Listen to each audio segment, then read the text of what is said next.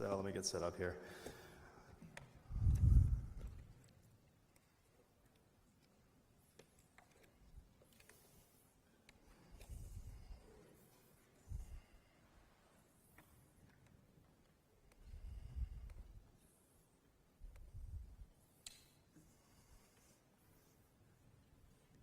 Oh, wow, there is no contrast on that screen. That's amazing.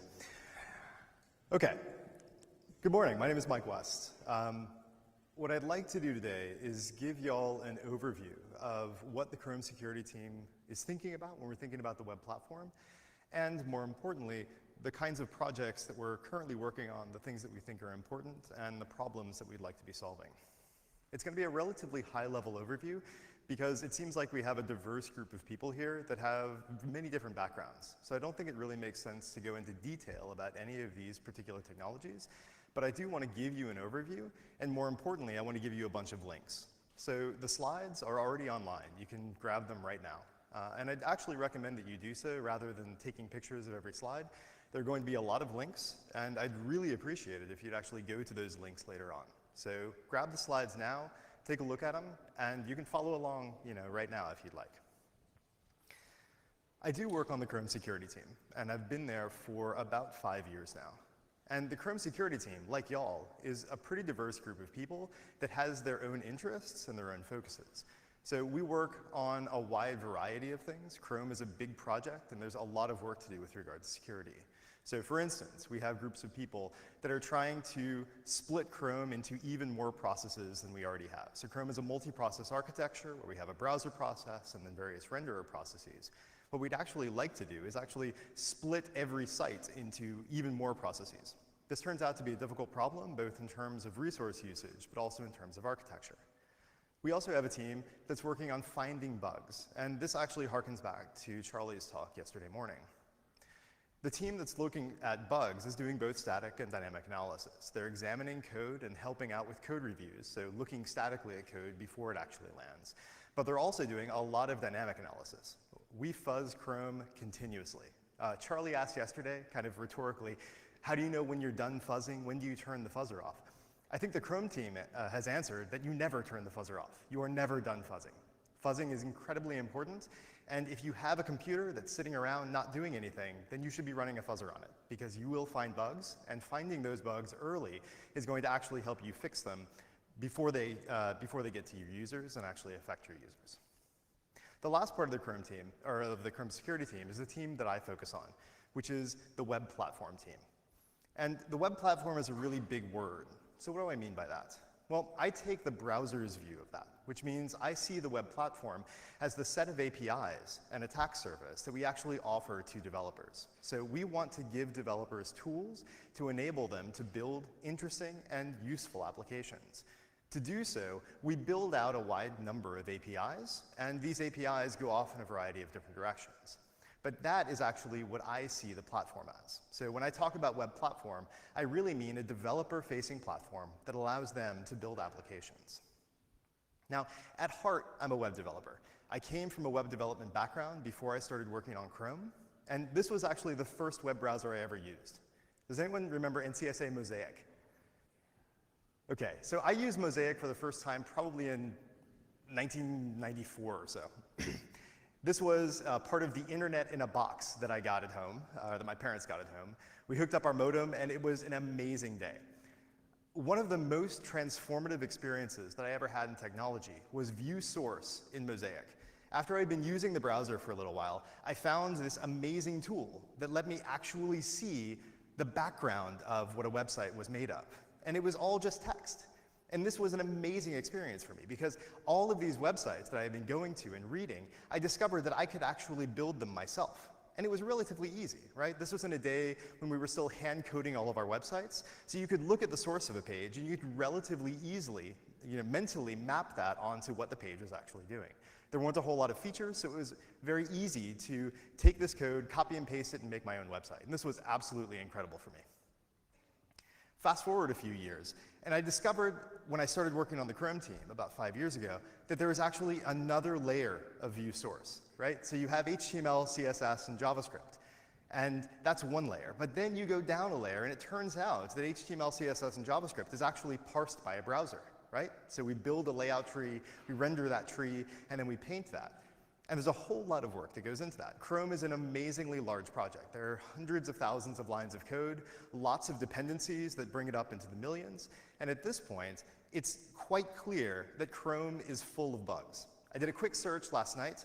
There are about 14,000 instances of the word to do in the code base, and another probably 4,000 instances of fix me in the code base, right? So we have a lot of bugs that we know about.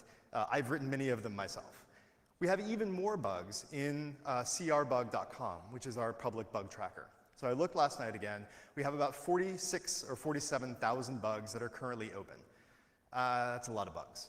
The browser itself is built by people, and people make a lot of mistakes. So even with the best of intentions, we've ended up building a large and sprawling system that doesn't always do exactly what it's supposed to do. But assume magic for a moment. Assume that we had a team of elves come in overnight and fix all of the bugs in Chrome. They close out everything, it's all perfect. We run it through our tests, they even add more tests, and we verify that we do everything exactly according to every relevant spec. So we've implemented a perfect browser, and we hand this browser to users tomorrow. We ship a new stable build, and we're done at that point, right? I think we're not actually done. And I think we're not actually done because conforming to specifications is not enough to ensure security. Because it's actually the case that many of the specifications we've had, many of these, the platform that we've built, has holes that are inherent in the design. And our job, I think, is to look at that platform and try to make it better. First, make it better by looking forward and looking at new APIs that we're designing and making sure that we're designing those in ways that are consistent with the goals that we have for the web. And on the other hand, looking back and looking at APIs that we've already shipped and figuring out how we can make those more secure by default. The browser, you see, is a confused deputy. And this covers a wide class of attack. And two of those that I'm most concerned with are cross-site scripting, or more broadly, content injection attacks, and CSRF, or cross-site request forgery attacks. So on the one hand, the browser will absolutely take any code that an origin gives it and execute it. If you know anything about V8, you know that V8 loves JavaScript. And anytime it sees JavaScript, no matter what that JavaScript does, it's going to grab it and execute it just as quickly as it possibly can. This is usually a good thing. But it's not a good thing if an attacker has injected that JavaScript into your site, if it's tricked your server into delivering that JavaScript as though it was part of your origin. Because any JavaScript that executes in your origin executes with all the power of your origin. Cross-site request forgery attacks also rely on the similar property of the browser, in that it doesn't actually understand what a request means. So if a website asks it to go out and get some data, it's going to do so, and it's going to do so with the authority of the user, because it has a number of tokens, like cookies, like channel ID, like token binding, that actually give it ambient authority when it's making requests. So if evil.com can trick the browser into making a request, then that request is actually going to execute with the full authority of the user. That ends up being bad on a number of occasions. Now, Mario posted this at the beginning of last month. Is Mario in the room? No. All right, I'll talk with him later. Mario suggests that web security has become a paradox. That in fact, the web apps, both complex and secure, cannot be built. The web stack has grown beyond that being possible. Yay. So he's happy about it? I guess that's good. How many of y'all actually agree with this sentiment?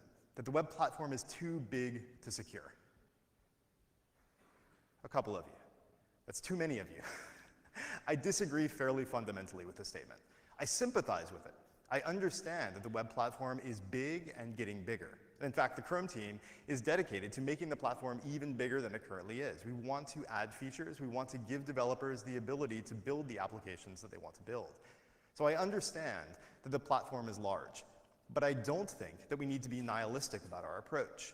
Instead, I believe that we can do the hard work of designing new APIs in ways that are consistent with the platform, and we can look backwards to try to take the APIs that we've already designed and rework them in subtle ways to make them better than they are today. I think that sentiments like this basically take perfection and put it on a pedestal and say we must be perfect, and if we're not perfect, we might as well not ship it. And I think that's unfortunate. I would much rather try to build something good and then improve upon it. So the Chrome team has this idea of iteration, and I hope that together we can take the platform, push something out that we think is good enough, and then iterate on top of it until we have something that's even better. So the Chrome team has this idea. Internally, we talk a lot about giving developers sharp tools. We want to ensure that developers can do the work that they want to do. We don't want to give them blunt objects and then have them try to build Michelangelo's David. Instead, we're going to give them the chisel. We're going to give them the knives that they need in order to actually make the cuts that turn into a beautiful application. Now, it's actually the case that if you give someone a sharp knife, they're actually much less likely to cut themselves than if you give them a dull knife, because a sharp knife will cut through things very easily. You don't need to use much force, which means you retain a large degree of control over the knife while you're cutting. So if you have a carrot or a potato or something that's hard, you can cut through it with a very sharp knife. If you give someone a dull knife, they're not likely to cut themselves unless they press really, really hard. But unfortunately, that's exactly what you have to do if you have a dull knife. You must press really hard and execute with a lot of force in order to cut through something, which means you're much more likely to slip, and hopefully the knife slides away from you, but it's quite likely that the knife will slide towards you as well. Giving developers sharp tools, I think, is a really interesting metaphor, because in the past, we have built pieces of the platform in such a way that developers don't have much control over it. And I think what happens in those cases is that we end up with something like Flash, or we end up with something like Adobe Reader, because developers want features that the platform doesn't offer, and they will work their way around the platform. They'll route around the platform as damage and try to build the thing that they want to build in whatever way they can do so. So we have Flash, we have Reader, we have folks installing local applications that run servers on localhost. These are things that actually add to the damage of the platform and make the platform less secure than it would be if we had designed a good API in the first place and actually given it to developers so that they could do the work that they want to do. Now, something that's interesting about sharp knives is that they usually have two features that I think are really interesting metaphors for web security. You'll note that the knife is divided into two sections. There's a sharp blade and there's a hilt.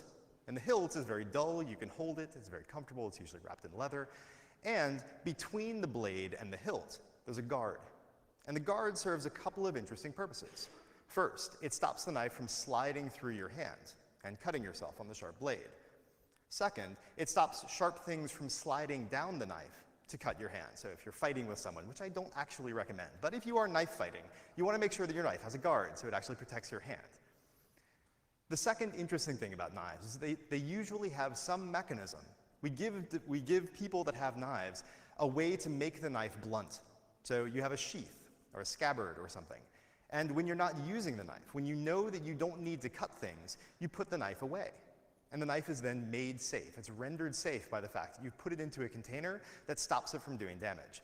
So if you have small kids running around at home like I do, you want to make sure that you don't leave sharp knives lying out. Sharp tools are good for developers, they're not good for kids, just in case you're curious about that. So I'd like first to concentrate on this idea of a guard. And I see a guard as a good metaphor for the systemic changes that we can make in the platform. You don't add a guard to a knife, it's part of the knife. In the same way, we should look at web APIs and ensure that we're designing them in ways that are inherently safe. So we should design APIs going forward that do the right thing and don't leave sharp edges for the user or for the developer to cut themselves on. The very first thing I would suggest as a baseline for absolutely everything else that we'll talk about today is TLS. If you do not have secure communication, you have no security, period. How many folks are willing to admit that their website is not yet running over TLS? Okay, a couple of people. No boos, right? This is it's a friendly crowd here. We want to make sure that people feel welcome. But it's really, really important to actually go out and ensure that your website runs over TLS, because again, without TLS, you have absolutely no security. When you make a connection to a server, it hops between various routers and proxies in between, and any of those, ranging from the NSA to your local coffee shop, can listen in on the communications and can modify those communications in flight. Without TLS, you have no guarantee of authenticity, you have no guarantee of data integrity, and you have no guarantee of confidentiality. And I think all of those are absolutely critical for any communication on the web, whether it's public data or private data. Let's Encrypt came out just a little while ago and has made the process of getting a certificate incredibly easy. They've done two things that I think are important. The one that people concentrate on is the idea that the certificate is actually free. You don't have to pay for the certificate. And this is a huge change. But I don't think it's actually the important change. The important change they've made is the ACME protocol, which allows folks like yourselves to automate the process of getting a new certificate. Currently, you'll go out, you'll get a certificate, and it'll be valid for 2 or 3 years, and then 2 or 3 years later, you'll run a fire drill because you have no idea how to set up a certificate anymore. You don't even remember what your CA is. So every 3 years, you're gonna panic a little bit, go out, try to find a way to get a cert, and then maybe you'll make it in time, and your website will continue to be served securely. The automatic process is incredibly valuable because you can actually make it part of your deployments. You can tell your server, hey, when this cert is about to expire, go out and get a new one. This has a couple of advantages. First, it makes it a regular piece of your deployment, which means you're going to do it very often, which means you're going to be very good at it, which means you're not going to make mistakes. The second piece that's important is that it actually will allow us over time to reduce the lifetime of certificates. So Let's Encrypt serves certificates that I think are 90 days now, and they have plans to reduce that number so that you're actually renewing the certificate more often. This has a number of really interesting benefits, one of which is that if someone actually gets a hold of your private key, they can't use your certificate very long because the lifetime of the cert is no longer 5 years, but 90 days. And when we ratchet that down to like 3 days, we'll be in a really good position. Wired is in the process of moving over to TLS. And they've published 2 really good articles. So a guy named Zach Tolman at Wired is responsible for this migration, and he's written up the challenges that they've been facing. And he's written up the ways that they've addressed those challenges. So if you are one of the many people in this room that didn't admit the fact that you're actually trying to migrate to TLS, these would be really excellent articles to read. Or if you have a friend that is migrating to TLS, certainly not you, but someone you know, then you can hand them these articles and give them the information that Wired has discovered on their own. And I'm very hopeful that over the course of this year and next year, we'll see a number of these large websites start migrating over. One of the main challenges that Wired talked about was the idea of mixed content.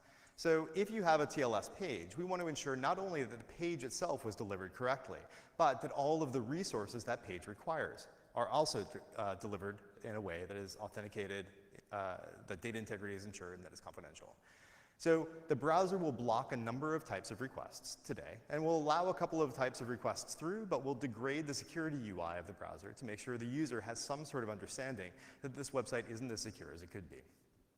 Mixed content, however, is a very big challenge, especially for large websites. So if you are a website that has years and years of content that's stuffed into a database somewhere, it's actually a little bit difficult and a little bit dangerous for you to go through and modify that content.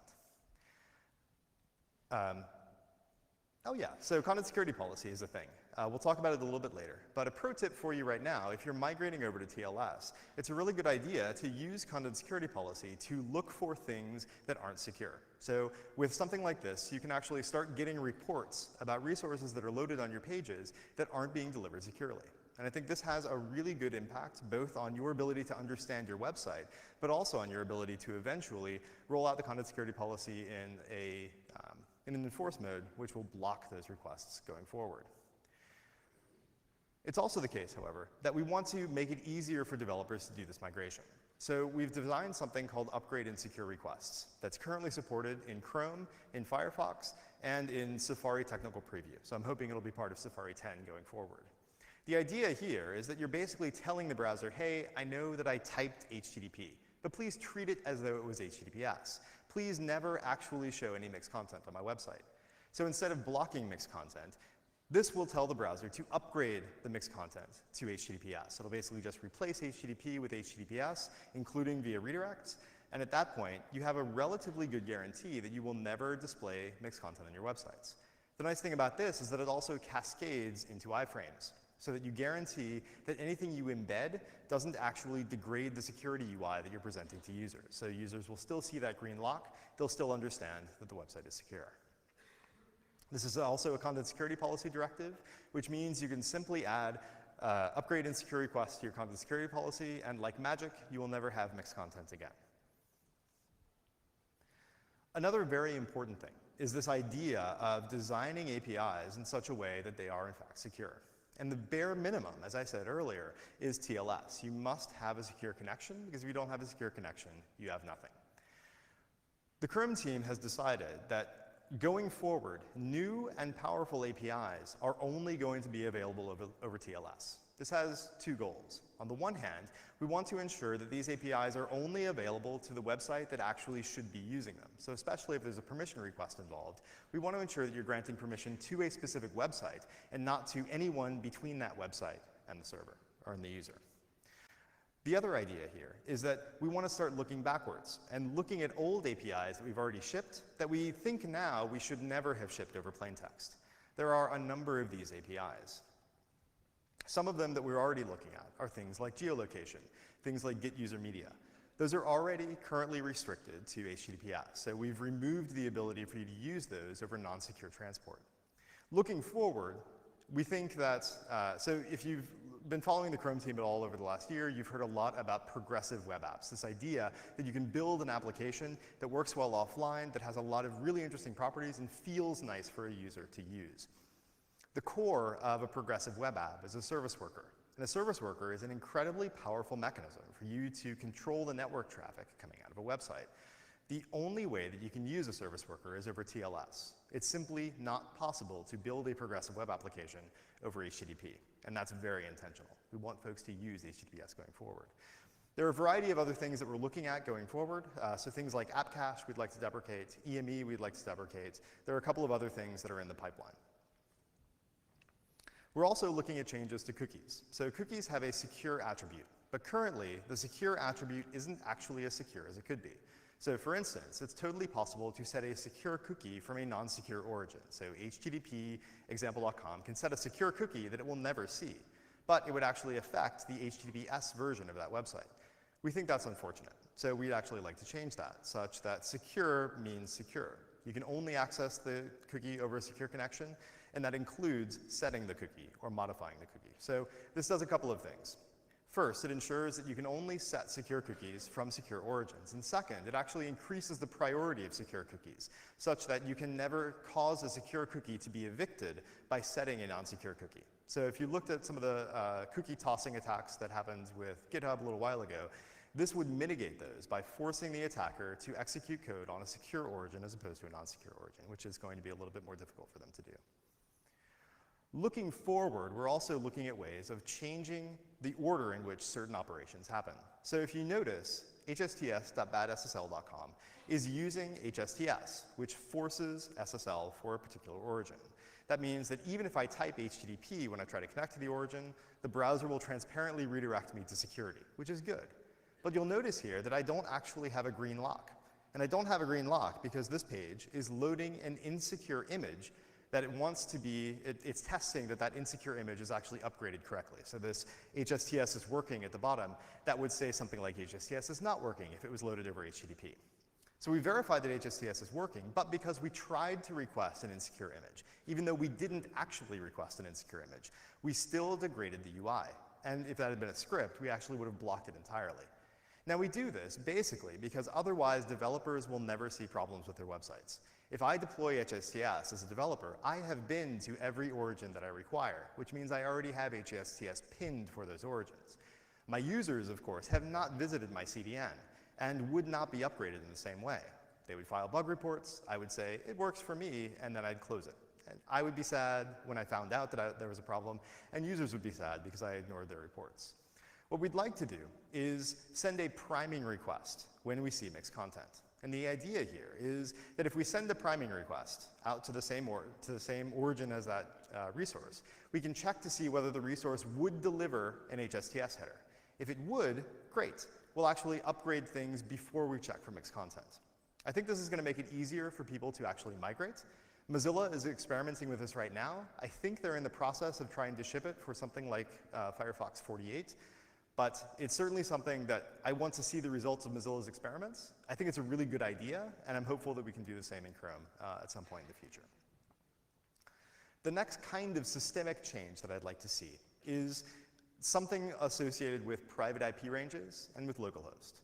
So you might have been following Project Zero over the last several months. A wonderful man named Tavis Ormandy has been breaking basically every antivirus software that's out there.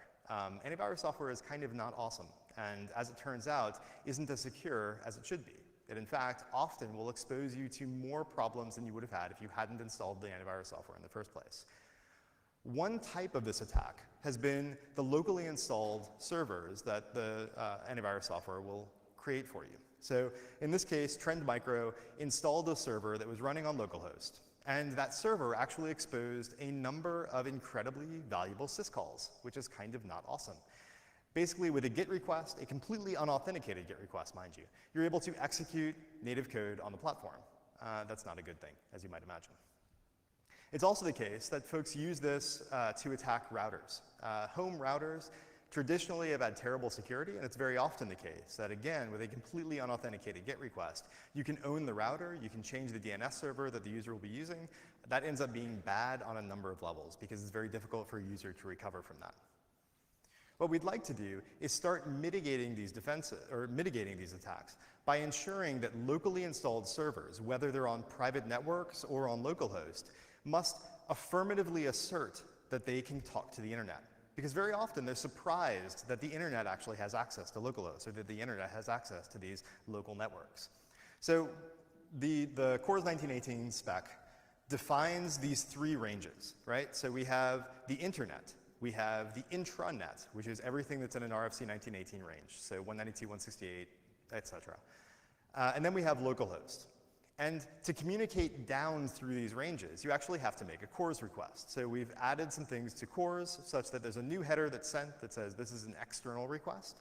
And in order to make that request, the device that you're talking to has to affirmatively respond that this kind of request is okay. I totally want to talk to the internet. And they also have to assert that this origin is the one that they want to talk to. Now, we think this would have mitigated a number of these attacks, and looking backwards, it would certainly mitigate attacks on things like routers that are never going to update themselves. They won't understand the new protocol, and therefore they won't be vulnerable to this kind of attack. I have an experimental implementation of this in Blink right now. I need to move it up to the NetStack so that it actually works, and that's going to take a little while. But I'm hoping that we can start deploying this by the end of the year. It's going to be a process because it's going to break things. It's going to break a lot of things, actually. But I'm hopeful that we can start moving forward in this direction and kind of change the status quo. So we've talked a little bit about guards. We've talked about the systemic changes that we can make to the platform. Let's now talk about sheaths. Let's talk about opt-in mechanisms that can allow developers to increase the security of their own sites by blunting knives in ways in which they aren't supposed to be used, or at least not within the context of a particular origin. The most important of these is content security policy. I'm not going to go into a huge amount of detail about this because Michi and Lucas did a great job yesterday of giving a really good talk. So I would really recommend that if you didn't catch that talk yesterday, that you take a look at this link. I'm hoping that this conference will put the video up at some point and that it'll be at this link. So take a look at that talk because it gives you a good overview of what CSP does and a good overview of the ways in which we want to start moving CSP forward. The biggest challenge that we've seen, well, first, content security policy, for those who don't know, is a mechanism that allows you, among other things, to control the requests that a particular website makes. So if you have a script tag, you can ensure that you're only loading script from a particular origin or from a particular directory on that origin. So I want to load things from my CDN. I don't want to load things from evil.com. I certainly don't want inline script. And content security policy gives you relatively granular control over that. We're making some changes going forward to make it easier to deploy, because over the last couple of years, we've found that deployment of content security policy is incredibly difficult, especially for folks that have an existing application. If you're building new things, it's kind of easy to layer a content security policy on from the beginning, but if you're trying to layer it on top of something old, it's incredibly difficult. And we've seen this at Google. We have a ton of legacy stuff on google.com. Michi and Lucas have talked about ways in which we're starting to roll this out at Google with something called Strict Dynamic. I'd really recommend you take a look at their talk. GitHub and Dropbox both have good explanations of the ways in which they have deployed CSP on their own. And I think that GitHub in particular has one of the only secure content security policies that I've seen in the wild. They've done an incredible job tuning their servers and tuning their application to actually work with content security policy. And because of that, I think they probably have the most robust defense against cross-site scripting that I've seen. So I'd really recommend reading through their explanation of how they've done content security policy. And I'd also recommend reading through Dropbox, because Dropbox has put together a 4-part series of articles about their deployment of content security policy. There's a ton of really interesting detail there, and I think it's very much worth your time to skim through. Sub-resource integrity is another kind of thing that developers can start using to ensure that they are getting the resources that they expect. Now, as I said earlier, TLS and HTTPS in general gives you a degree of data integrity. That is, you know that the bits that the server sent are the same bits that you're getting.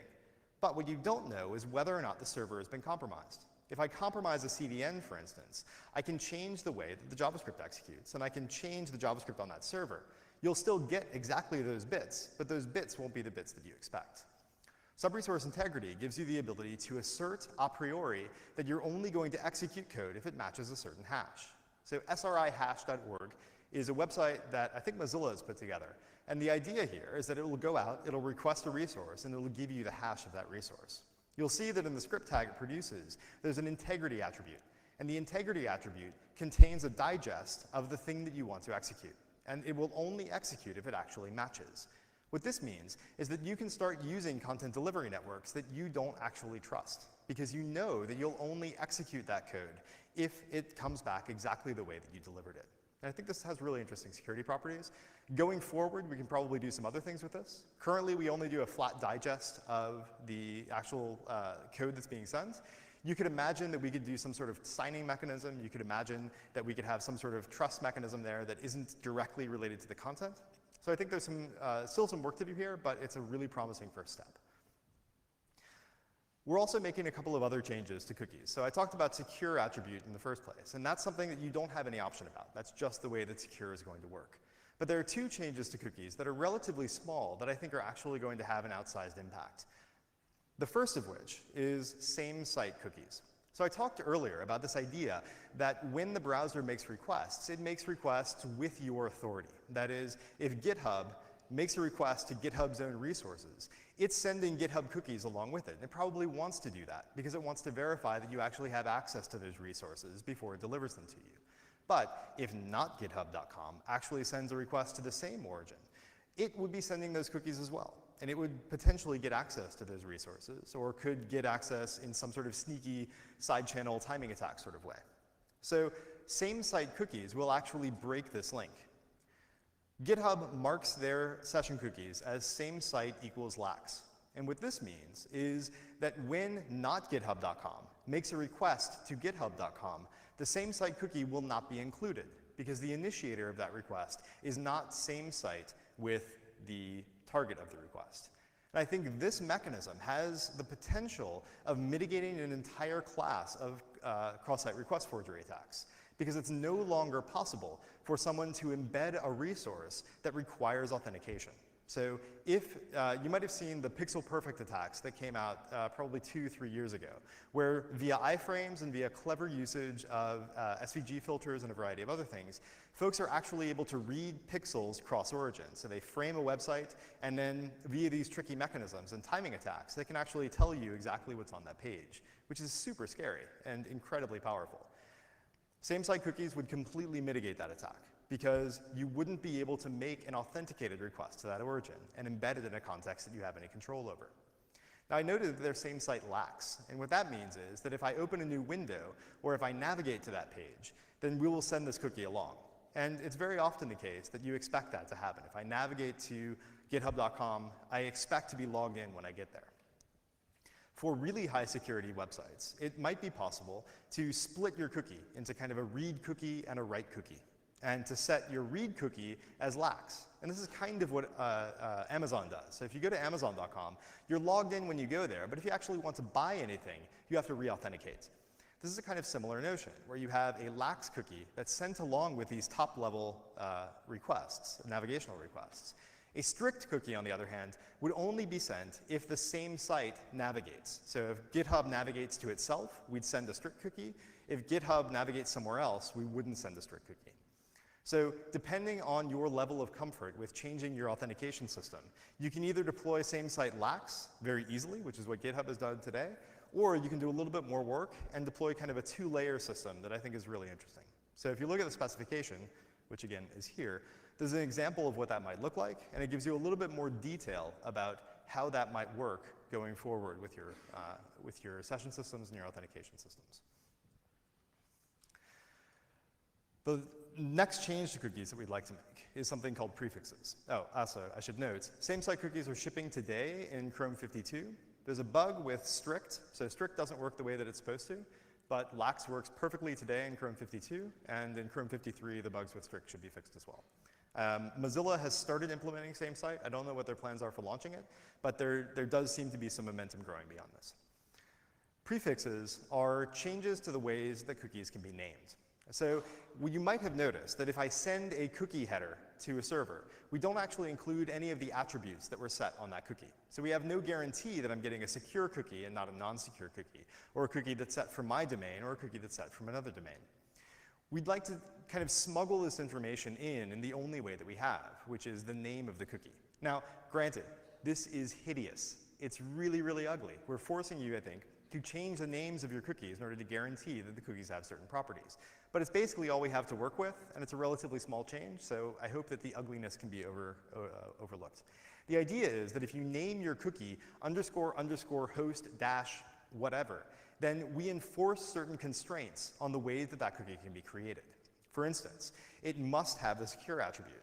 It must be set with a path of the root of your origin, and it must not have a domain attribute. And what this does is align cookies more or less with the same origin policy. That is, it turns into a host-only cookie because it doesn't have a domain attribute, which means it's only sent to your host and not to every other subdomain.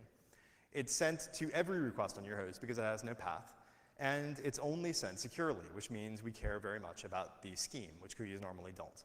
It doesn't respect ports because cookies have no mechanism of respecting ports, but that would be a bigger change, and it's not as important given the secure requirement. So an attacker would have to set something up on your server on a different port and use your cert, and this is at least a reasonable mitigation for that. The other one is secure, so __secure will ensure that the secure attribute is present on your cookie. And it'll also ensure that the cookie isn't set from a non-secure origin.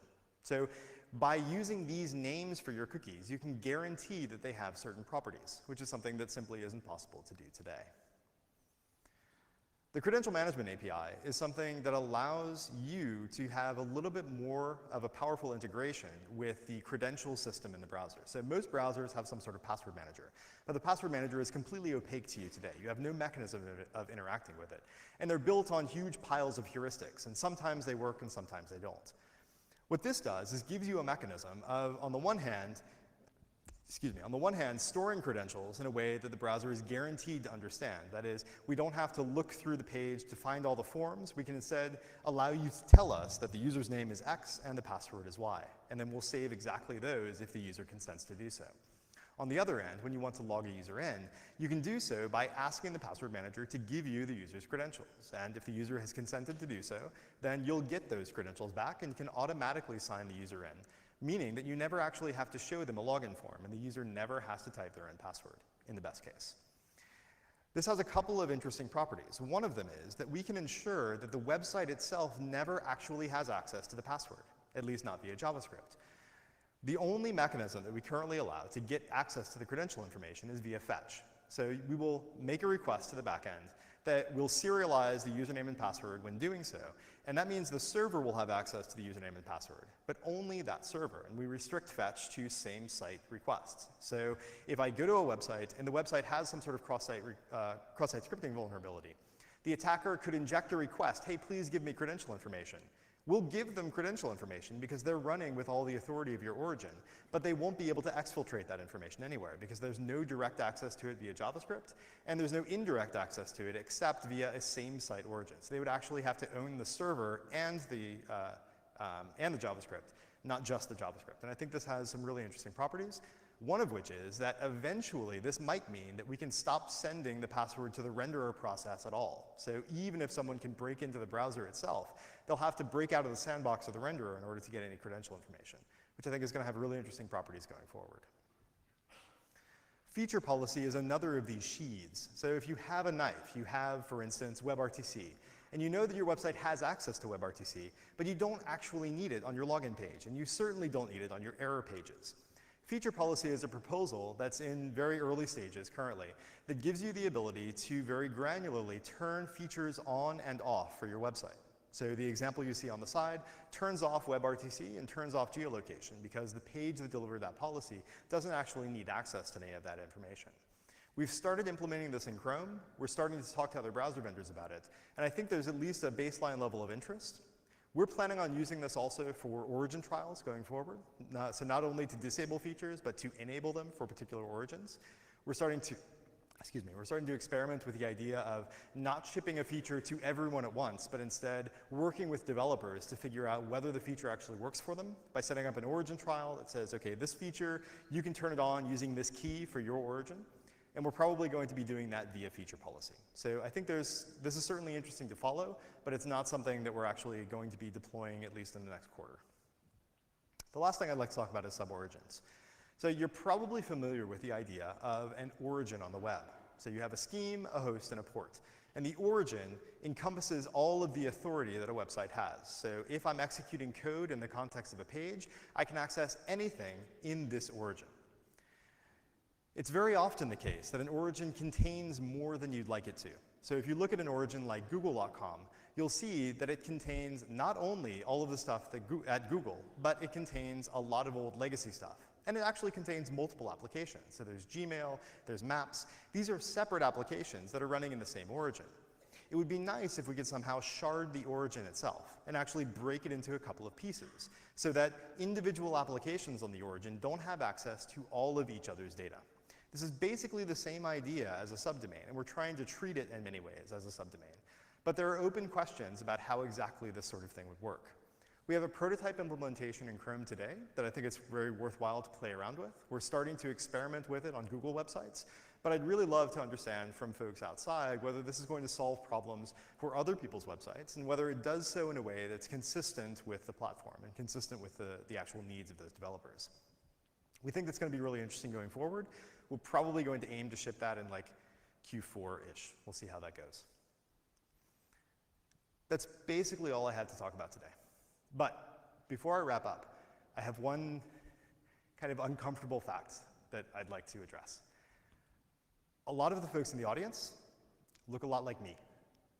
And a lot of people on stage, even more so, look a lot like me. We are overwhelmingly male. We are overwhelmingly white. We are overwhelmingly kind of pudgy. We have beards and we're mostly bald. And that gets old. It gets really old.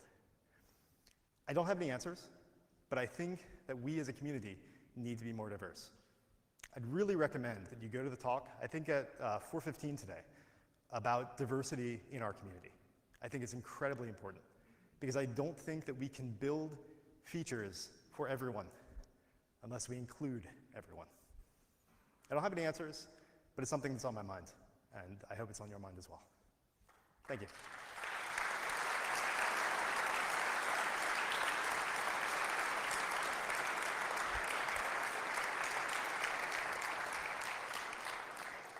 So again, the slides are right there.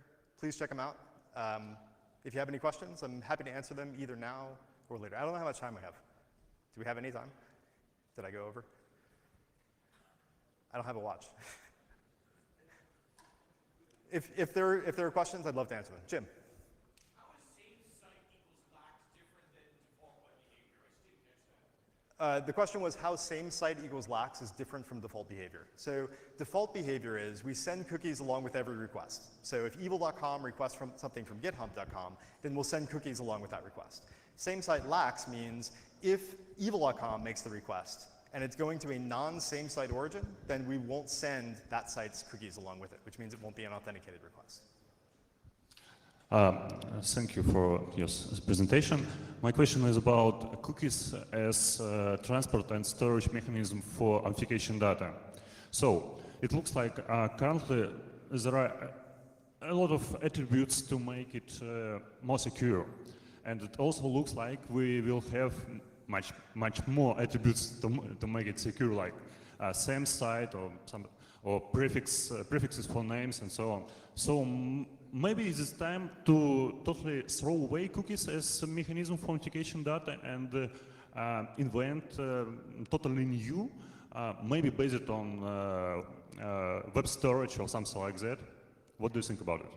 I think that inventing a new authentication mechanism is a totally reasonable research project. Unfortunately, I think it's been a research project for years and years, and we simply haven't come up with anything that has significantly better properties than cookies do. There have been some really interesting proposals. Macaroons keeps coming up over and over again as kind of not an authenticated, but a signed cookie mechanism that has different properties to cookies. So I think that's something useful to explore. But generally speaking, I would suggest that we are stuck with cookies for the foreseeable future. And the way forward is to improve the quality of cookies in the small ways that we can, while at the same time doing those research projects and trying to figure out whether there are better mechanisms. But small steps going forward is probably the way to go. People generally are uncomfortable with throwing away the entire authentication mechanism that we've built up over the last 20 years and replacing it with something new. It's just hard to do. So I'm personally looking at the small things that would make cookies slightly better than they are today. And I'm very hopeful that people like yourself will look at the bigger things and give us good ideas about things that we can start doing going forward. Okay, thank you.